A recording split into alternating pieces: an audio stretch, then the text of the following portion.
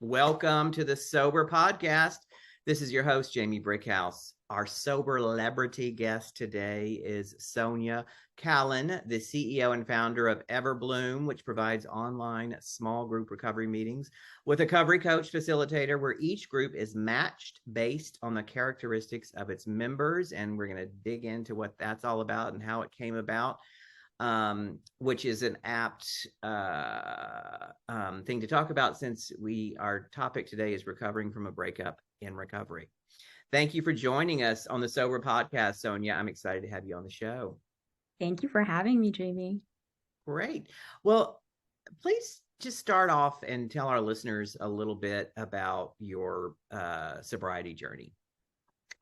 So I was born pretty quickly, go through the past, like in an Indian immigrant family in Canada, and there was a lot of drinking in that culture. And so, and a lot of like low functioning drinking, like people getting into like fights and going to jail and so I think I grew up thinking like, if I'm not doing that, I'm fine. And I probably started drinking around 15 and it was amazing. It was like, I was just this like little Indian kid in a predominantly white area. And so all my kind of anxiety and insecurities just went away. And I don't know if you feel this way, but like, it's like I could become a mimic when I was drunk. Like, yes, I know what you mean. And I kind of had that personality anyway, where I figure out I know my audience, and then adjust my behavior. Yeah. And it's kind of a dangerous thing to be able to do, right? Because you don't really know yourself that well and other people can't really get to know you that well. But so that was a big part of my personality. And so I just binge drank all through college. And so I was also really good though at functioning at a really high level. So if I had an exam, I wouldn't drink for a couple of weeks and then I would binge drink like with consequences, not huge, like, lost wallet, a couple of brews here and there. So I did that. And then I didn't start drinking every day until I started working full time and I started a business. And that was like hard. That is when it got serious because it was like drinking. I was working like 12 to 14 hours, 16 hours, sometimes a day, and then drinking when I got home to pass out. And that was, and it was like, oh, I work hard, I play hard. And it was kind of like normal. If you're running a company, it was like people are like sleeping on their office floors. Like there's a lot of like fetishizing of like, working that hard. Working hard and playing hard. Right. Yeah. And so no one really ever questioned like my drinking. I think that as long as everything like looked good from the outside, which I'd been doing since I was 15, as long as my grades are good, I'm able to wake up in the morning and go to work. As long as the business is successful, then everyone's going to leave me alone.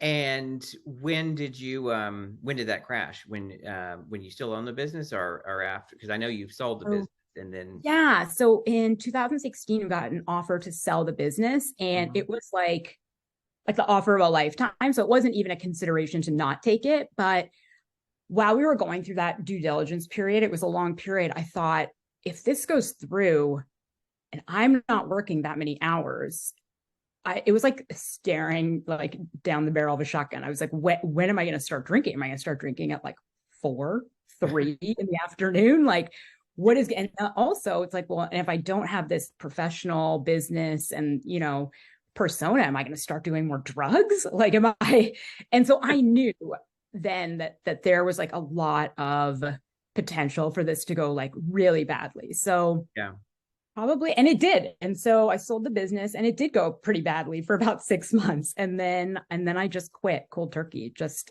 stopped. And that was it. And that was about 6 years ago. Yeah. Congratulations. Thank you. Are you part of a 12-step program or any? No. So interestingly, I love that because I love when we have people on who have alternative ways of getting started. I was super familiar with AA. My brother had been in AA. And so I had sort of the principles like in my head. So that was kind of nice. But really, I think I had been in school for so long and worked for so long. Like I had a list of things I wanted to do. And so I just call it like doing all the things. Like I went to school for photography, for coding. I started writing. I took writing classes, wrote about my sobriety. And it really, I feel like that was my recovery. And then just sort of like assembling things like, I'm going to exercise, I'm going to eat properly, which I had never really done. And I'm going to start journaling. And so, yeah, I was lucky that, that I was able to figure some of that out on my own, but I also like listen to a lot of Quit Lit. So a lot of what? Quit Lit. Oh, yeah. And actually, I do want to talk about how, because I read in your biography and what you just talked about, how you became a photographer in sobriety, and you ended up doing this exhibit called Through Her Eyes. Is that correct? Yeah. Yeah. So I had artistic ambitions before, before I started drinking hard, and then, and during my active use and of writing and performing, and didn't, and kind of half-ass pursued them and then abandoned them altogether. And then it wasn't until I got sober that I started to write and perform again, which I do now. How did the photography help you in your recovery and in getting sober? Yeah. I think that I was always a little bit aware that my husband was not, he was happy I was sober, but was not comfortable with me using the term sober or talking about my addiction, which naturally came with some like mental health challenges. And so I feel like it was just like an outlet where I could do it, and it was like up for interpretation. So I could make things and I knew what they were about. And sometimes I would write a description, but it could also have been about somebody else. It wasn't necessarily about me. I could have been making those about my brother, about like my other host of family members that are alcoholics and addicts. And so, yeah, I think it, and it was like a really beautiful way, I think, to express myself, that I just felt comfortable. I felt like I can still hide this addiction while, like, if I'm doing this, and yet still like get out those emotions. Right. Wow. So you speaking of your husband, and so you had an 18-year relationship with him, and you were blindsided when it ended. Tell us a little bit about that. Yeah, so we had sold the business, and it was like, for me, it was the most incredible thing. The best time of my life was after we sold it. I didn't have to worry about like succeeding anymore. I didn't have to worry about like financial success. And so, but not everyone's the same, right? And so he really just like languished after the sale, like just could not find what he wanted to do. And so you own the business together? We did own the business together. Yeah. And so, last year at some point, he was really struggling with his life purpose, and we talked about it a lot. And it was something like we were working on, like, what do you want to do? Like, what would make you happy? And then one day, literally, he said, I think I'm going to leave. And we had dinner the night before, we walked our dogs. Like, the issue, I thought very specifically, was about him and his like life purpose. And so, yeah, it turns out it wasn't. So I still don't really know. Actually, we barely ever spoke again. It was horrific. It was just horrific. Like, it was like, wow. I didn't even know like that type of pain like existed. Like, it was physical. It was just, and also I think because there was no warning, and there was very little reasons, but the reasons he did give on that morning, which were pretty vague, ended up, when I like thought about them, really reflected that he did not like this new sober version of me. Interesting. Without I was when you were starting to tell the story, and I was doing the math, and I was like, I wonder if it had to do with your getting sober, because it happened after you sold the business. And meanwhile, you sold the business and got sober, and then started pursuing all these artistic endeavors. And you said he was languishing. And so, yeah. And I was like volunteering a lot, and was like I was volunteering with incarcerated. I still do, and the formerly incarcerated. And it was like an amazing place to share my story. And I just got so much out of it. And so meanwhile, this other person is sort of not growing, not being of service, even though they have all the privilege and like means to be of service, and just wasn't. Wow. Well, this is a good time for a break. And when we come back, we're going to talk about what that led to. So this is a great time that we always like to stop and say thanks to our sponsor, Stephanie Weiss. She is a certified health and recovery coach based locally in Connecticut and offering virtual services nationwide. If you would like more information, please reach out to info@sobernetwork.com. That's info@sobernetwork.com. So let's get back to Sonia. So out of this devastating breakup, something wonderful came, and I think it's called Everbloom. So yeah, talk about how that evolved from your breakup. Yeah. So that morning that he left, I remember I had to walk my dogs because he left me with the two dogs. And so we were walking on the Hudson in New York. And I thought, like, what am I, like, why am I sober? Like, what is the point? Like, what am I doing? Like, this didn't obviously help the marriage. Like, this guy doesn't even like me. And I thought, like, it wasn't like I was like, oh, I want to drink. It was that, but it was also just, what is the point? Like, what was the point of all this? And so right. I knew that I was in a dangerous spot. So I remember getting back to my apartment and I just logged on to a meeting that one of my friends had told me about. And so not a 12-step, but just, it was majority women and like majority, like they were within my age group. And so it was really comforting. And I did that every day at 8 a.m. for months. I logged into this meeting, and the meeting though had over 200 people every day. Yeah. And I am pretty introverted and also like have a lot of respect for people in the first 90 days of sobriety. And I didn't feel like I didn't want to take up that space or time to like whine about my husband leaving. And so, and also really what the main thing was, is I didn't want to like vent to a Zoom screen. I had no interest really in venting. I wanted someone to tell me it was going to be okay. Like I wanted to tell them, this is what's going on. I wanted them to understand that it was part of my sober journey and that either someone had been through something similar or not even similar, but any sort of life transition, any sort of large life transition, any sort of shocking life transition, and just kind of say like, oh, I used these things, or these are the tools I was using. This really helped. And it's one of those things. I was really lucky. I have two really, really great sister-in-laws that I'm super close with. And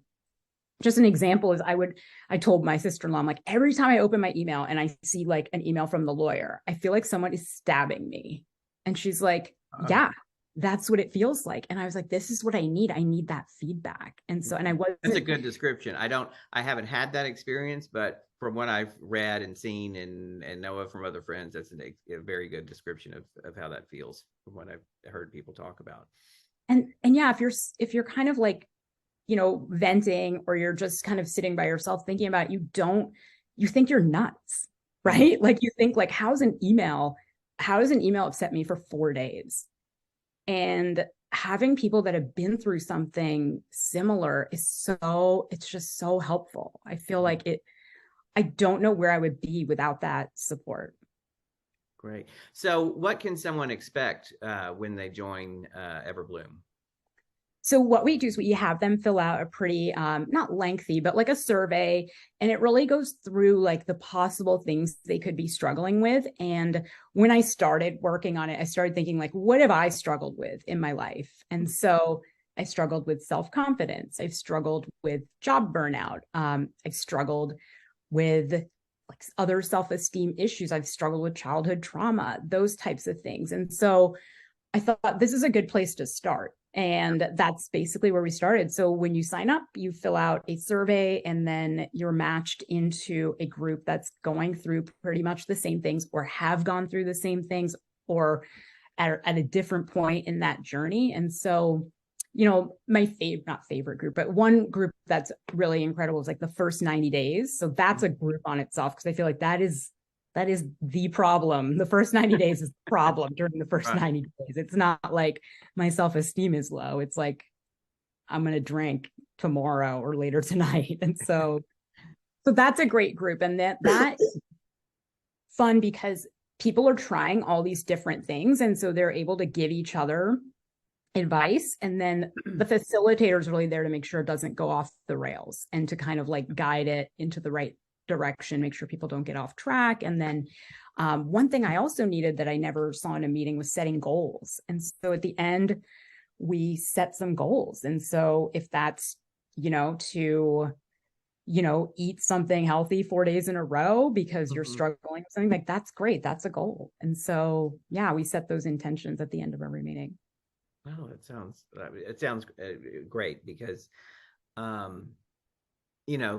that's what I liked about 12-step AA was, identifying with someone who's going through it, who's been through what you're going through. But I like that this is very specific, and you can find the same group of people who are even that you can more closely identify with. And they're not like drop-in meetings. I feel like when it's a drop-in meeting, you never know really what to expect. Right. Like, and so these are much more focused. Well, obviously. Yeah, there's some consistency, I think, that some people really need if they're going to open up and be vulnerable. What are some of the suggestions you would give to someone in recovery, in sobriety, struggling with ending a relationship? I mean, I was really surprised. One, I think you have to learn to lean on people, which is something I never had done. I'd always been the one who was like doing great. And so I think you need a support system. I think you need people to talk to. I think staying, in your house and like in your own head is like a very dangerous place for an addict to be. Right.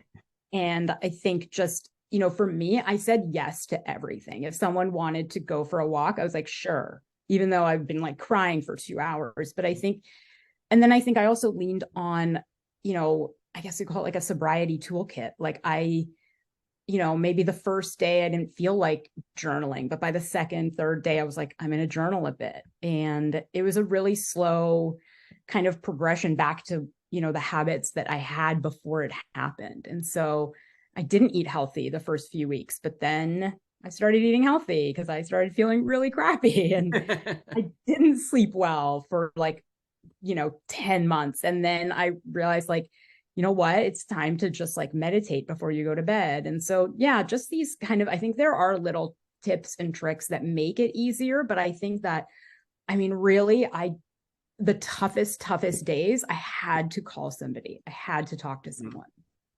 Great. How long ago was your breakup? About a year. Oh, wow. And you were amazing. Proactive. And out of that, a year ago, you started this. This is incredible. Very cool. Thank you. Are you at a point now where you're happy the breakup happened? Yeah, some days for sure. Yeah. It's a life that I never expected. And so some days I still cannot believe it happened. Like I will be looking out my kitchen window and I can't believe it happened. But it's not as painful for sure. And I know that, I'm a year in, I know that every day, every month, I'm happier it happened. Great. Well, that's a pretty good place to be. Last question. What is the best lesson you've learned in recovery and sobriety, and how did it help you? Oh, I just talked about this today. Never question the decision. Oh, I like Alan Carr quote. And that was, I think that helped too in the last year, where it was like, I was questioning the decision. Like, why did I get sober? And so just never question it. When I made it, it was not renegotiable. It wasn't something I was going to process again. It wasn't like we weren't going to litigate this issue. Like it was like, you have a problem, you're going to stop drinking. And so I think just like being true to that person that was like, I would do anything to be 6 years sober back then. I would have done anything. And it's like, I have that now. And I feel like I cannot question that decision.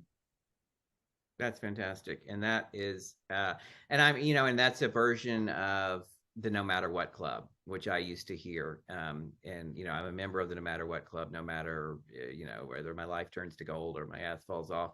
And I used to roll my eyes at that, but it wasn't, unlike you, it took me a few tries to get sober. But then I was like, oh, I'll try that. And it's so much easier if you say, don't question the decision, it's non-negotiable. The deal is, I'm not going to drink no matter what happens. And no matter what. That's a good one. I'm going to keep easier, right? And I think it's one of the hardest parts about the decision to get sober is saying, I'm never going to drink again. Right. I understand that there's other pathways like, sober curious and like harm reduction, but for me, those weren't an option. And so that almost makes it easier. Yeah. It does. Well, listen, thank you so much, Sonia. And thank you for your continued support. Our listeners out there, visit us on www.soberpodcast.com and all places that you find major podcasts to leave us a review, sign up for our mailing list. You will also find contact information in the show notes for our guest, Sonia. I am your host, Jamie Brickhouse. You can find me on TikTok, where I tell a true story, wearing high heels every day, Jamie_Brickhouse. Signing out from the Sober Podcast. Tune in for another show next week.